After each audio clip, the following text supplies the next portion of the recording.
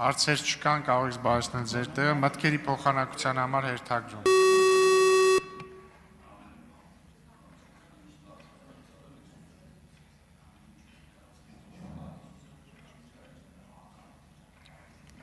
Արթուր Խաչատրյան։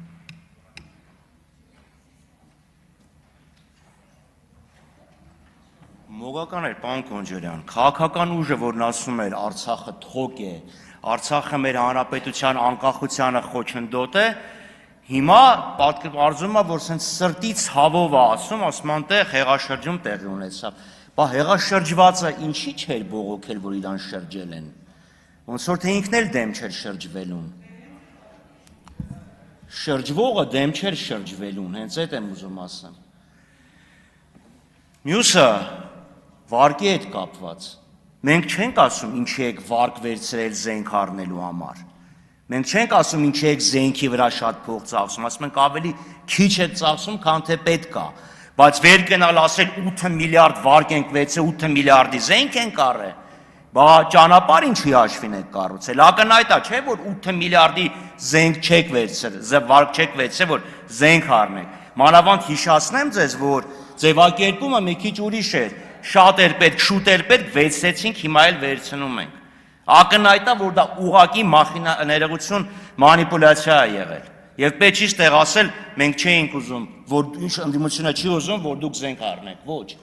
Պարոն Խաչատրյան, հարցս առաջարկս հետևյալն էր, Տիկին Ղալեչյան, ներողություն եմ խնդրում, մյուսին անդրադառնամ։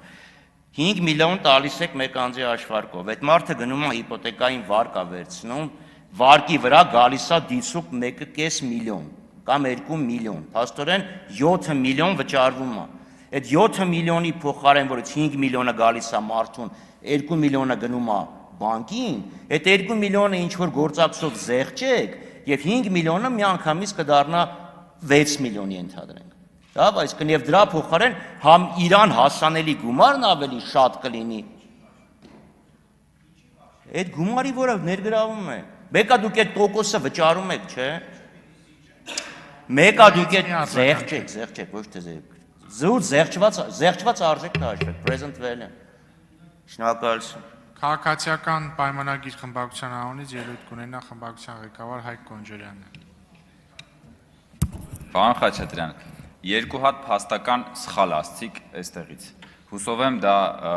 միտումնավոր չեք ասել, այլ պատահաբար է ստացվել։ Առաջինը, որևէ մեկը չի ասել, որ Ղարաբաղը թոք էր։ Ասվել է Ղարաբաղի հարցն էր թոք Հայաստանի վզին։ Դրանք շատ տարբեր բաներ են եւ այդ Ղարաբաղի հարցը թոք սարքելու ամենակարևոր ուրեմն գործող անձանցից մեկը եղել է ձեր ղեկավարը Ռոբերտ Քոչարյանը։ Ընդ որում, ումից որ այսօր ուրեմն դատախազությունը ապօրինի գույքի բռնագանձման մասին օրենքով պահանջվող հայցագինը մոտավորապես այնքան է,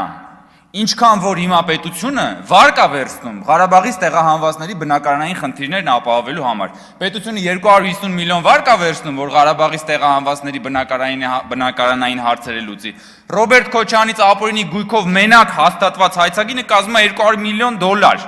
Ղարաբաղից մեկ այլ, բայց ոչ բռնի տեղահանված Ռոբերտ Քոչյանի, որը եկել է ու այստեղ դարել է դոլարային մուլտիմիլիոնատեր։ Բա մի հատ դրա մասին էլ խոսացեք, կամ ասում եք բանը, ես ասեցի, ասում եք պարոն Կոնջարյանն ասեց, որ այնտեղ հեղաշրջում եղավ։ Ես այդպես չասեցի, ասեցի հեղաշրջում արեցիք, պարոն Խաչատրյան, եւ ձեր պատասխանատվության կտորը մի հանեք իմ խոսքից, որ գալիս եք եւ մեջբերում եք կառավարության ծրագիրը, այդ պահն էլ ֆիքսեք, որ դուք գնացիք եւ այնտեղ հեղաշրջում արեցիք, հետո լուծարեցիք Ղարաբաղը։ Հիմա էլ ասում եք, որ այդ հեղաշրջում արվողը դեմ չէր դրան։ Այսինքն դեմ չէիք, որ լուծարեիք հետո։ Սրա մասին եք խոսում։ Դուք ուրիշ բան ասեք, դուք ուրիշ բանի մասին խոսացեք, ո՞նց է ստացվել, որ Ռոբերտ Քոչյանից պահանջում են մոտավորապես այնքան փող, ինչքան որ պետությունը վարկ է վերցնում, որ Ղարաբաղից տեղահանվածների բնակարանային խնդիրը լուծի։ 200 միլիոն այնտեղ, 250 միլիոն այնտեղ։ Դրա մասին խոսացեք, հարգելի գործընկերներ, թե չէ եկել եք, բաներ եք, հեքիաթներ եք պատմում։ Ես ելույթ կունենամ։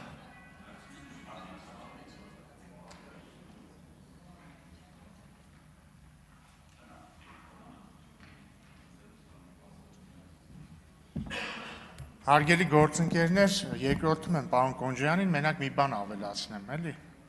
Երբ որ խոսվում է 2023 թվականին Ղարաբաղում իշխանափոխությունից ու դրան հաջորդած էթնիկ զտումից, պետք է հիշել նաև կոնտեքստը։ Հայ հեղափոխական դաշնակցությունը 2022 թվականին իր ընդունած տխրահռչակ 004 շրջաբերականում ինչ է գրել։ Դե հիշում եք այն բազմաթիվ անգամ հնչեցված հատվածները, ըստ որի իրենք ուզում էին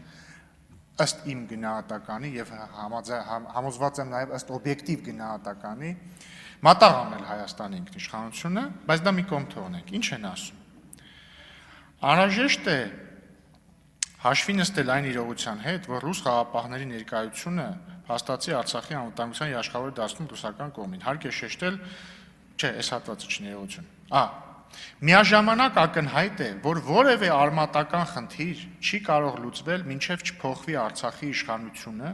Արցախի քաղաքականությունը չվերադարձվի ազգային ուղեգից, չվերականգնվի Արցախի գործոնը։ Երբ որ այս մարդիկ փոխեցին Արցախի իշխանությունը, օրեր անց Լեռնային Ղարաբաղում չմնաց որևէ հայ։ Վերջ։